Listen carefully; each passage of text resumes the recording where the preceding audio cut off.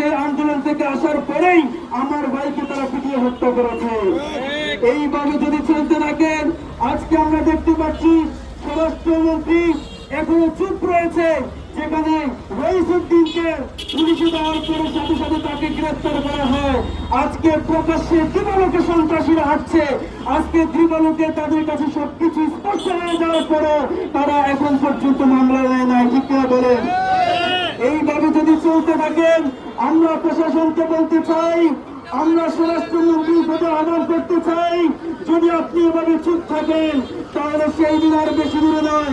আমাদের দলে পিছনে গিয়েছে 5ই আগস্ট যেভাবে আমরা স্বৈরাচার পতন করেছিলাম, স্বৈরাচারের বিরুদ্ধে যেভাবে আমরা উঠে পড়ে লেগেছি, প্রয়োজনে আমরা সুন্নি জনতা আবারও রক্ত দিয়ে এই বাংলার জমিনে আমরা মধ্যস্থ থেকে আমরা বিরোধিতা করতে চাই।